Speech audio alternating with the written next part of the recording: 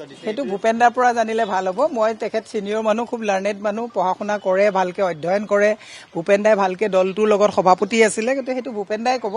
মই তেখেতক এটা মাত দিবলৈ আহিছোঁ, গতিকে তেওঁ কি সিদ্ধান্ত লৈছে সেইটোতো আমি জানিব লাগিব। গতিকে মই এনেই ওচৰতে যেতিয়া মই এনেও সদায় আহি থাকোঁ, গতিকে আজি ভূপেন্দাৰ কথাটো যেতিয়া মই মিডিয়াত দেখিলোঁ, ডেফিনেটলি এইটো মোৰ দায়িত্বৰ ভিতৰত পৰে যে ভূপেন্দাইনো কি কাৰণত ৰিজাইন দিছে বুলি এটা বাতৰি ওলাইছে। এইটো উৰা বাতৰি নে সঁচা বাতৰি নে মই এতিয়ালৈকে গম পোৱা নাই।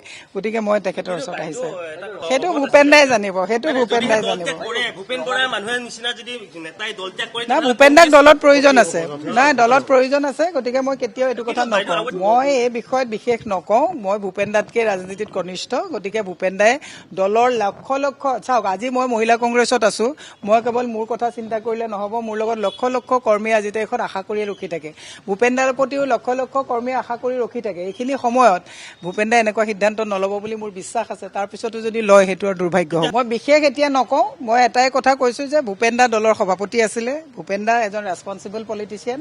এইখিনি সময়ত ভূপেন্দাই কৰ্মীৰ মুখলৈ চাই নিজে কিবা যদি কষ্টও পাইছে, মই নাজানো, যদি কষ্টও পাইছে সেইখিনি ত্যাগটো ভূপেন্দাই কৰিব বুলি মোৰ বিশ্বাস।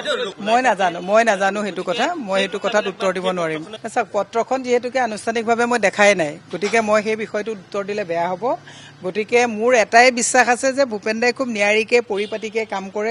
পৰিপাটিকে কাম কৰা নেতা এজনে মানে ইলেকশ্যনলৈ 2 মাহ থকাৰ সময়ত ডেফিনেটলি মানে তেওঁ দলৰ কৰ্মীৰ প্ৰতি চিন্তা কৰি পেলাই কেতিয়াবা নিজৰ কথাও আমি পৰিহাৰ কৰি কৰ্মীৰ কথা চিন্তা কৰিবলগীয়া হয়। মোৰ এতিয়াও 100% বিশ্বাস আছে যে ভূপেন্দাই যি কৰিব দলৰ কাৰণে ভালকে কৰিব। গতিকে ভূপেন্দাই এনেকুৱা সিদ্ধান্ত যদিও কিবা কাৰণত লৈছিলে, যদি লৈছে, মই যদি বুলি কৈছোঁ, এইটো প্ৰত্যাহাৰ কৰিব, কাৰণ এইখিনি সময়ত ভূপেন্দাই কেতিয়াও তেনেকুৱা কাম নকৰে।